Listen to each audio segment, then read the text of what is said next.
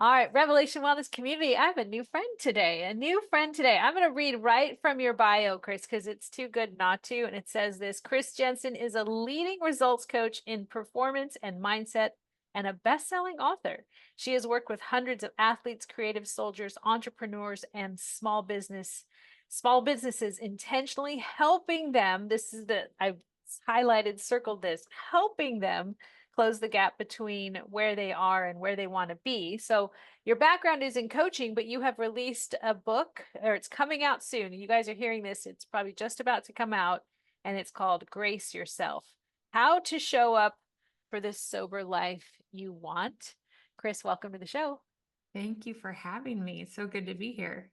How's it feel getting this book and message out in the world? It feels like it was meant to be. Yeah. Yeah. I Okay, was so it was out of the comfort zone and now it's coming full circle. Feeling yeah, I very, very good. well, tell us a little bit about, because you're new to our community. Tell us a little bit about yourself. And then, yeah, I want to see how these two storylines have intersected. I'm like you said, Chris Jansen. I'm a coach and author. I've been married to my husband Scott for nearly 30 years. We have three adult kids. They're in their 20s, and I have a master's in counseling, psychology.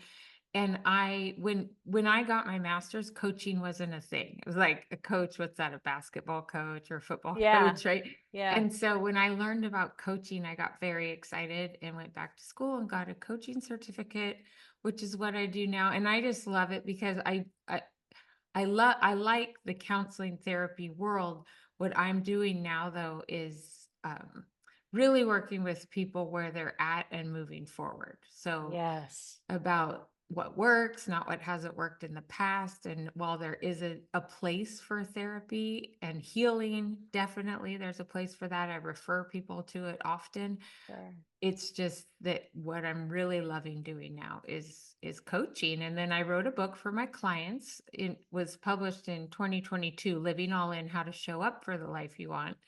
And I really just wanted all my favorite coaching tools written down for them. It gave me the writing bug, and I wrote another coaching book. And in the second one that comes out February 18th, it is my coaching tools again. In order to present those tools, though, I share my own story of addiction, and I'm sober. So I was addicted to alcohol. I've been in recovery 18 years. And Wow. so I shared that story. Really, some Okay. people close to me didn't even, they knew I didn't drink alcohol, but they didn't know my story. So I shared Wow. it in the book as a way to present the tools that I want to help people with any stronghold in their life, not just Right. alcohol. Hmm. Right. So why don't you, for our audience, define addiction? Define, what would you call that? Well, I'm going to first say I'm not a doctor and I'm not an addiction Nope. expert. This is just Chris Jansen's Yeah. thoughts on it. Yes. Yeah, not even a sobriety coach. I'm a life coach who is Uh-huh. also sober. And I am Uh-huh. an expert though at serving the person I once was. And I used to be addicted. To me, addiction is when we've adapted a soother, which is normal. We're human. We That's adapt right. soothers to meet all of our basic human needs, Yeah. right? And sometimes those soothers are good. Right. I like to run. I like to be around Yeah. animals. There's healthy soothers. When a soother has turned to a ritualistic soother that has become harmful for us, it can That's turn right. into an addiction. Yeah. That's what it is for me. Wow. So tell us a little bit of your story then, of how sobriety came about for you. And yeah, we just love to hear that. I'm 55 now, and I got sober when I was 37. Okay. So I had my first drink as a freshman in high school. So I was 14. And I You and me tell, both. Yeah. really? Okay. Oh yeah. Okay. Oh yeah. Okay. And it was Well, not pretty, I'll just say that much. Mine wasn't pretty either. I think I thought it was probably. Right. I thought I was pulling it off, but really it was a lot of that internal dialogue and self-bashing. I knew I wanted. It was like from the time I started, I was looking for a way to quit, but I was doing this on my own. And also it's confusing, especially for a young person. And back then in that day and age, we didn't have mocktails and the health movement we have now where people are Right. alcohol free. If you couldn't keep up and drink alcohol like the next person, you were weird or an alcoholic or Yeah. um Wow. and so it was confusing, and so Mhm. I just spent a lot of time in my head. I was also a perfectionist and a high achiever and a rigid thinker and all those things that don't mesh well with substance abuse. So Yeah. I was just searched and searched for ways to quit on my own for years. And the tricky thing was, though, at the same time, it also had its rewards. Like I was Mm. always living in my head. So it did calm me down. It made me more Yeah. hospitable when I had kids and we were supposed to, have people over for dinner while you're like, I Yeah. don't even know how us moms did that. I mean, you're supposed to entertain, but you have all this other stuff going on. I'm not going to lie, it calmed me down. It made me a Yeah. gracious host. It helped me get through things. And that's what I mean about that ritualistic soother too. It did work for a little bit until it didn't. Mm. And then Mhm. because it is an addictive toxic poison, it Mhm. started to take its toll on me. And I Mhm. got myself to recovery before I had big, obvious, outside, embarrassing episodes, and Wow. I'm one of the lucky ones in that way. My husband knew, but my kids have never seen me drunk. It was just I knew it was gonna kill me. I was that housewife at home drinking while I was cleaning the dishes, Mm. after the kids went to bed. Mm. So and Yeah. I couldn't figure out why I was so good at everything in my life, like mom, kids, all these things, and I couldn't get this one thing under control. And it's backwards. It's silly even to say it now out loud, but I believed because I had this addiction, I was a monster. But Yeah. when I got to recovery and met people that told me otherwise, that belief changed to I am addicted and I'm also deserving of recovery and sobriety and community because Yeah. I'm addicted. Yeah. And I just didn't know that before. Yeah. And like we said off air before we hit record, you're also human. Yeah. You're not addicted. Back to who has an addiction? Anyone who's human and breathing is using something to soothe what is backfiring. That's always the good question is what is beginning to, Ian Cron says, what's breaking your own heart? If it's starting to break your own heart, then you know you're in a unhealthy cycle. That's right. So speaking of when you went into rehab, I read this. I thought, oh, you had your own Goodwill Hunting moment where someone in a group said to you for the first time, it's not your fault. And Yeah. like some shame and change just flew off you. Tell us a little bit about that moment. Oh my gosh, it's so funny you remember that from the movie because when I saw that movie, I just started bawling. And First time I saw it, and I didn't know I needed to hear that for my life, yeah. but yeah, it stayed with me forever. Yeah. Oh my gosh. Oh, so thank you for saying that. Well, yes, I went to my first meeting, which I looked up online. And again, I asked a pastor, my doctor, my husband, my good friends, a therapist, and everybody, oh, honey, you don't need that. You're fine. You don't have an addiction. Mm. Because there was this formulaic, you ask these 20 questions, and if you don't answer correctly, you don't have an addiction, right? Well, it's different for all of us. So if people are listening, there's no formula, right? If it's like Ian Cron says, if it's breaking your own heart, and what I say is if it's not moving you in the direction you want to You want to go, go? Yeah. then that's the only if you're not free, that's the only Yeah. question you really need to be answered. So I knew in my gut it was going to kill me. I wasn't free. Looked up a online meeting, very scared, never knew anyone that had Mm. gone to recovery or talked or identified themselves as an alcoholic. That wasn't in my family. I just had no reference for it. So I went, it was an all women's meeting. I was divinely led to go to that specific meeting. A woman in the group walked up to me. She knew it was my first time and she said, it's not your fault. It's like an allergy. You have a condition and you never have to have another drink again. And in that Mm, moment, all that monster narrative that I'm a mm, monster and unworthy, it just flew off my shoulders. And it doesn't happen that way for everyone. It happened that way for me because the mm, whole narrative shifted and made sense why I couldn't stop. I had a condition. It's not my mm, fault. It's not a moral problem. mm, I'm human, like you said.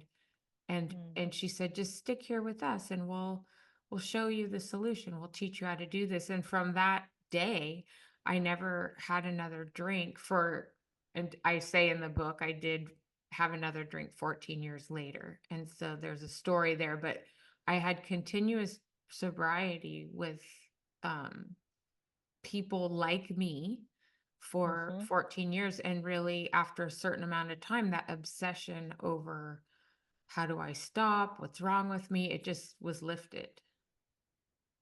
Interesting you would say that. I'm gonna kind of go off script here from what I thought, but this is what I like to do because I hear you talking. I'm like, oh, I'm interested in this and your perspective. So the person said it's like an allergy. The addiction is like an allergy. It's a condition. But yet you treated the condition without medication. I'm assuming, I don't know. It sounds like you just worked some healing, some inner, I mean, maybe explain that because I think we're living in Mhm. a time right now where I have a condition, give me a Mm, medication. we for sure are. Yeah. And I was just talking with someone else about this. We're in a time, it seems like if there's a big high or a big low, we're going to numb it or medicate it. And by medicate, I mean it could be anything, find this solution. Mm, And when you're doing that, if you're numbing the lows and you're numbing the highs too, mhm, right? So it's okay to feel these things. It's okay to go into recovery without medicine and feel so low. mhm. But we're created for community, right? Humans are, Yeah. we're a species that isn't, if you drop off a baby in the woods after it's born, it's going to die. We're a species that cannot survive without at least one other person. So we need community. Um, the solution to answer your question for me was it was a 12-step recovery program. So I worked the 12 steps with a sponsor. I did every single thing those ladies told me to do. And I have no regrets. And I help other people do the same thing now. So do you use the framework of the 12 steps? I do. Hmm. Tell you, this just keeps coming up. So, hey, Revelation Wellness community, we know you, we're putting these podcasts out, and it all comes back to this rubric of a way of healing, of Mm. tending to the condition. And I just want to say it again, Revelation Wellness is not anti-medication, but the fact that we throw everything as quick as possible to numb it, as you were saying, Chris, instead of doing the work, because that's what those 12 steps are their work. You've got to do Mhm.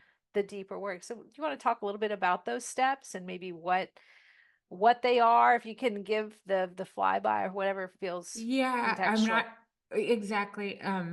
So yeah, I mean, to go through all 12, I worked through them with a sponsor for a Mm-hmm. year, and then I just keep working through them and helping other people work through them. But really, the first three, where we admit we're powerless, if we're taking those first three steps and making a short language for it, it would be, and this is something we say a lot in recovery, I can't, God Mm-hmm. can, so let Mm-hmm. him.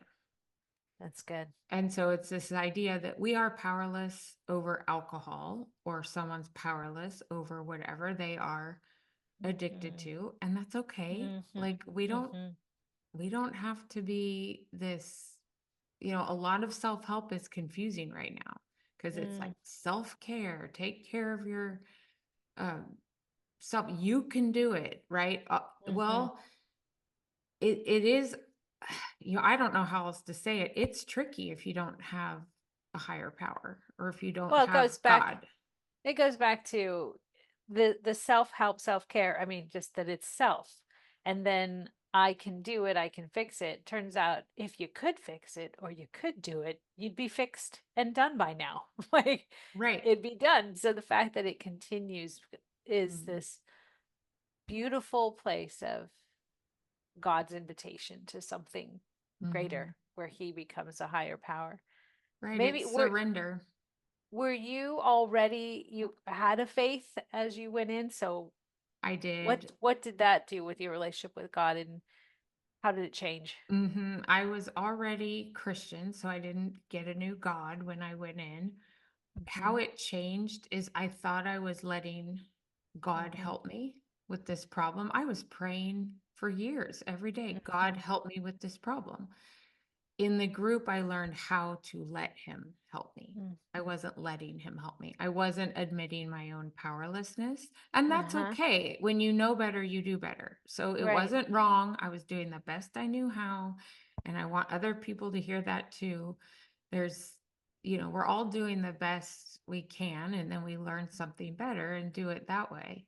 Mhm. But Mhm. but especially someone like me who's a really high achiever and looked so functioning and put together from the outside and had these wonderful kids and this, just perfect looking family. Picturesque life. Yeah. Yeah, and it really was. I mean, it's not like we were inside the house fighting, and I mean, we had just a loving, picturesque, wonderful family life. It was in my head was what was messed up. Yeah. My internal dialogue was Yeah. I was miserable.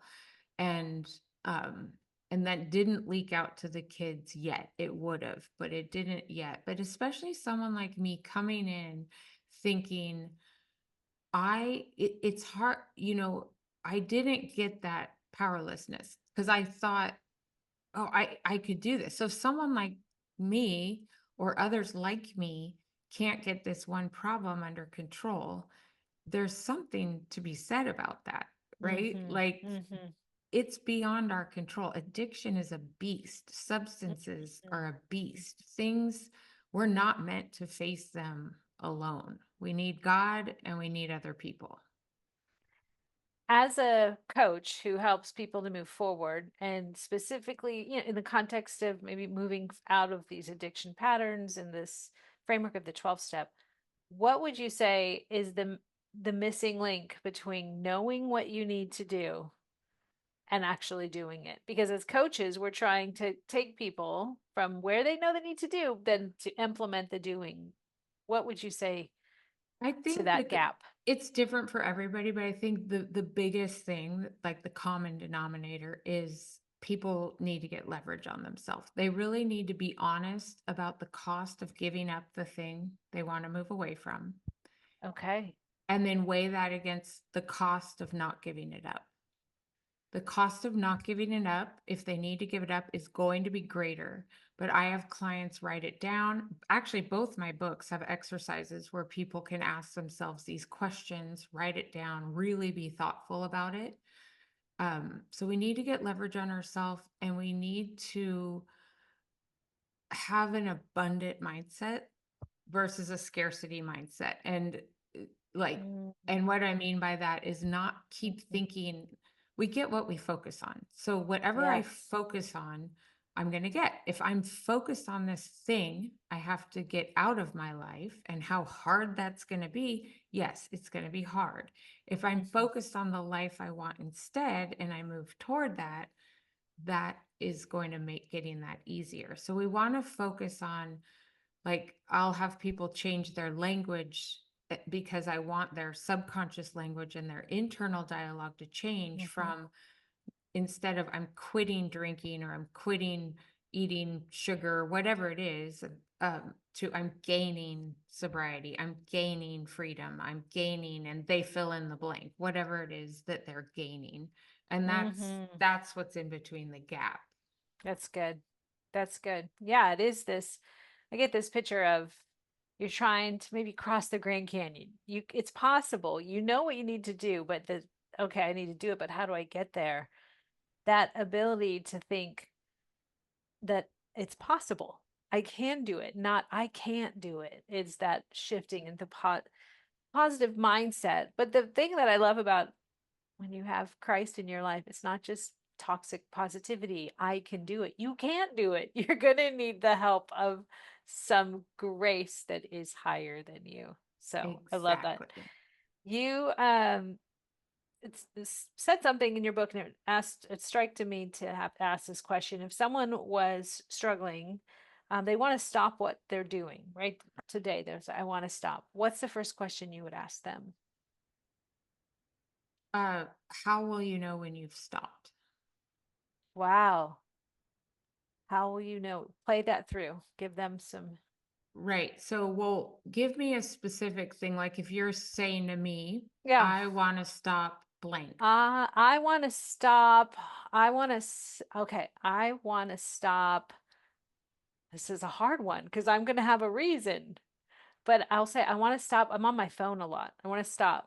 But then I would say to you, it's because of work. I like, there's so much I have to check Right. on with work. So Go. But I we're want gonna to stop being on my phone so much. right. So we're gonna get specific about what a lot, and for people just listening, I'm using air quotes. What is a lot and what is so much mean? And we'll define that because we want a crystal clear outcome. So That's good. so I'll say, how will you know when you're off your phone a lot? Okay. I So just, you got to yeah. define, what is that going to look like? How will you feel? Because it's not just the absence of the phone. Why do you want the absence of the phone? What are these things that you actually want, which in the book I call the bigger want, right? Yeah. Yeah. The bigger Like, one. right, Unpack like, that more. The bigger yeah, one. like if you're talking about like your Grand Canyon metaphor, I like, right? We know we have what we need to get across it. Well, maybe not actually the Grand Canyon, but we actually have, like, we were born sober, so let's just use Yeah. sobriety. We all can get sober. It's our natural state, right? It just seems daunting. So if we know we have what we need to get to where we want to go, then if we're focused on how hard that's going to be, we've got to choose our hard, right? We've got to shift that focus to how hard will it be to not give up the phone, right? And Uh-huh. to do that, you've got to define those bigger wants. Like let's Uh-huh. take your phone example. Why do you want to be on your phone less? What will it give you once you're on Yeah. your phone less? Yeah. More brain space, Mhm. more free thought, more creative thought. That's where I know I Mhm. get my best ideas. It just feels, yeah, I feel mentally crammed with too much Right. information. And then you'd say, what's the cost of not having more brain space? And Yeah. write all that down. It's Yeah. going to be a greater cost than the cost of giving up the time on the phone. So that's back to what you're saying. Your question you would, I love though that was a specific of how will you know when you've stopped? Mhm. Right. So that goes out. We have a community back here. Shout out to our food and body addiction community, people that know they're addicted to food or constantly feel that their body's a problem, pinching this and that, and it's obsessive. So, how will they know when they've stopped? I hope if you guys are hearing that, you hear that straight from Chris Janssen, Coach Chris there. How will you know you're stopped? And then the cost of keeping versus giving it up. Mhm. That's a fun journey to take. But it's wise. Talk more about community and why it's so important for the recovery. Well, sharing stories is so important. And I think when you hear a story that's even a tiny bit similar to your own, you know you're not alone. You know you're not Mm-hmm. weird. You know you're Yep. not the only one. And I Yep. think when we don't share, and I'll s- I'll preface by saying community can be anonymous, where nobody except who's in the room knows you're. There's a lot of support groups where we can be Yeah. anonymous. So I'm not suggesting you be like me and be loud and proud and write a book. I'm not saying that's the right way Mm, to do it either, but you've got to share with at least a few people. yeah. Because what happens when we don't is we make our problems significant, and it goes back to pride and ego, which God doesn't want for us, and we tend to think we're the only one that has this problem, and we're not. There's millions of people out there who have the same Mm-hmm. problem as you. It might look a little different. They might have got rid of it in a different way, but really just listening to other people and then sharing stories. We don't have to be giving advice or reading a bunch of textbooks on the subject. It just that's what community does for us. Yeah. Yeah. And there's something powerful about letting people talk and then other people are hearing but not fixing. Mm, Um, just or allowing people to even asking more questions and unfolding more without assigning duty or blame. There needs to that's be it. more spaces like that. Sober Mhm. spaces too. Isn't that funny? Because I know for a lot of women, speaking of the alcohol, like how much it is that social lubricant. And we are generally women who we love to connect. We have that at least I think women generally do. We run in packs, we run in circles. No woman goes to the bathroom by herself in college, right? And that social lubricant of being together is something my daughter was saying the other day. She's in college and there's some, activities going on. She goes, Mom, it's always funny how my daughter loves Pilates. She loves Pilates and she's trying to find people to go to Pilates with her, but nobody will go with her. She said, but when people are drinking, everyone says they're going to be at Pilates with me the next day, and nobody comes to Pilates with me the next day. But I laugh because it is this we're more connected, and yet these things other ways we maybe in some way I know I use my phone to stay connected. I know it. I even if Mhm. oh, who needs me? My staff needs me or someone. And in that, I'm disconnected. What would you have to say to any of that ramble that I just did? Well, yeah, that's well, one, I love Pilates too, so I would go with your daughter to Pilates, I'll but let her know. I found someone in Palm Desert, Cynthia. that's so funny. Um, I would, it's just about the phone. Yeah, I mean, I think I'm a big fan of writing things down. So Mhm. again, write down like what are the ways you used your phone to connect? Because we don't want to Yeah. go to extremes, Yeah. right? We don't Right. let's Right. and and what are the ways where it's energizing or connecting? And Yeah. what are the ways where it's exhausting or Yeah. disconnecting? And Yeah. write those down on paper, and that'll help you. And then maybe put that up where, if you're a visual person, put that up on your desk or wherever you sit where you would be tempted to Yep. use the phone and then not Yep. in a way that you are trying to move away from. So good. And That's then, great. yeah, I'd say too, I say this in the book, is there's no, strike a rhythm, not a balance, right? So, I like like that. that working with your phone example, that might look different tomorrow than it does today. So I say in the book, looking to strike a balance can look like another form of perfectionism, because Thank you.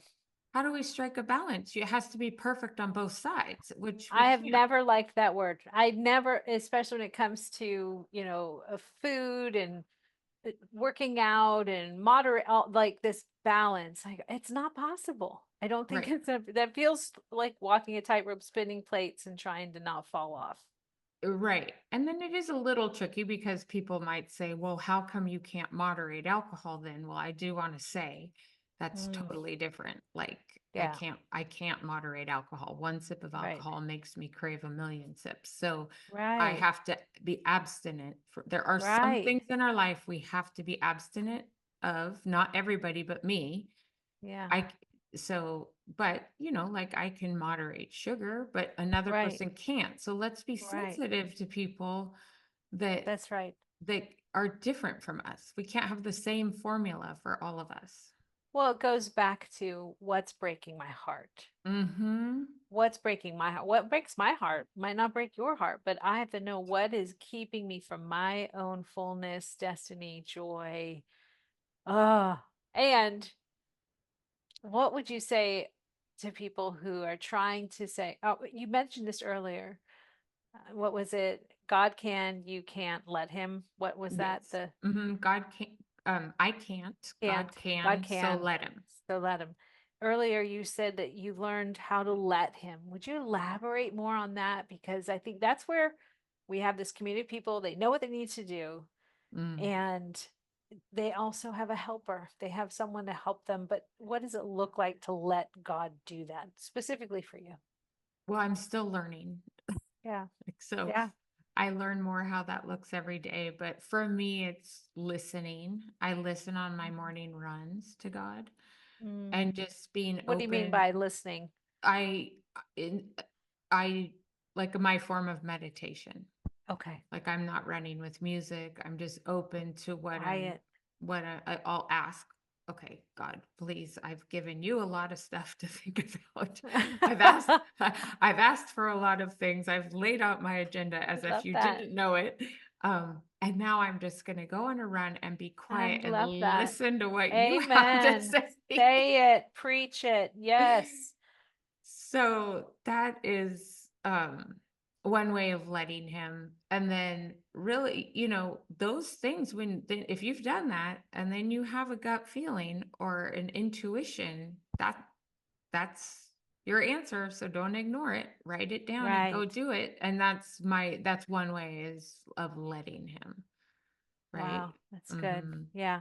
And it's funny that it isn't until these places where our hearts get broken, where addiction Mm-hmm. lies, Mm-hmm. that our relationship with Christ doesn't go deeper. Because if you Mm-hmm. have it all together, it's just there's no Right. need to go and say, I need you to do this. You have to be God and I'm going to let you be God. So you're going to Right. have to speak and I'll have to follow. But I think what you're hitting on too is so powerful. And I don't think people know how to listen, how to just and listen to their own thoughts without being anxious or worried about what might come up. So that's funny. Again interviewed Ian, and he said the same thing. It's one of his daily practices is silence to Mm. listen, to Mm-hmm. center as a recovering person. There's just no way without that for him. It's an essential. So maybe that's It for someone. It's a big part of recovery is Mm, meditation, and in meetings we'll stop and meditate for a certain amount of minutes. And mm, would like everyone to know too, my meditation's on a run just because that's how my brain is wired. But right. I've tried the dark room and and it just doesn't. So we're all different. So it's Absolutely. whatever works, for you. Yep. If you're falling asleep meditating, maybe, which is what happens to me, try some different positions, and running, Yeah, exercise, or moving my body is one thing that works for me. But I know it absolutely. doesn't work for everybody that way. We actually are pretty big on that in this community. We have walking, just times when we encourage people to walk, silent walks, whether it's 3, 5 minutes, something, turn the phone off, be silent, listen. And we've had people who practice that and have actually said, oh my gosh, I didn't know how much I would love that. They didn't have the permission to go and walk and silently and then to think about what is God thinking about. He's not as Mm, difficult, guys. He's not as difficult to get to as we make him, or we have an enemy who makes it difficult. So, yeah. so good. I had so many more questions, but I'm running out of time. What else did we not talk about that you want people to know in closing? Any final thoughts? Oh, well, just I want people to know that you're worthy no matter what. You're worthy if you're struggling with addiction. You're worthy if you're in an active addiction. Nothing can Yeah. change that. You'll be happier if you kick the addiction or Yeah. allow God to kick it for you. It doesn't change your self-worth though. So, Amen. mhm. That's a good message. Well, we love what you're doing. How can people find out more and get the book? You can always go to my website, chrisjansencoaching.com. I always keep that updated with the latest. And then the book, if people could pre order before February 18th, it really helps me spread the message. Those pre order Okay. numbers make a big, big difference with the Yep. impact. Yep. Um, so you could do that right through me at graceyourselfbook.com, Hmm. or you can go anywhere books are sold, and all the online retailers have it right now available for pre-order. Fantastic. Well, Mhm. Chris, we love what you're doing. Thank you for sharing your story. You are a great coach. Thanks for coaching me. Got me even thinking on a couple things there. I need a coaching session. I should come back and meet with you. Let's All do it. right. All right, Uh, y'all, you've heard it here. Go get it. And we'll see you again in the future. We hope we write another book, do something, let us know. Thanks, Alisa. You're welcome. Thanks for watching, and remember, this video was brought to you by Revelation Wellness Instructor Training Program. Do you love Jesus and have a passion for fitness and wellness? Or maybe you're tired of the roller coaster of obsessing over and neglecting your body, and you know there has to be more to fitness. Let us equip you to lead others to health and wholeness rooted in Jesus Christ through our faith-based fitness instructor training program. Go to our website to learn more and listen to testimonies of people just like you who are bringing hope and healing to their communities as fitness teacher gospel preachers. Click the link in the description of this video and download a packet to get your journey to health and wholeness through Christ started today.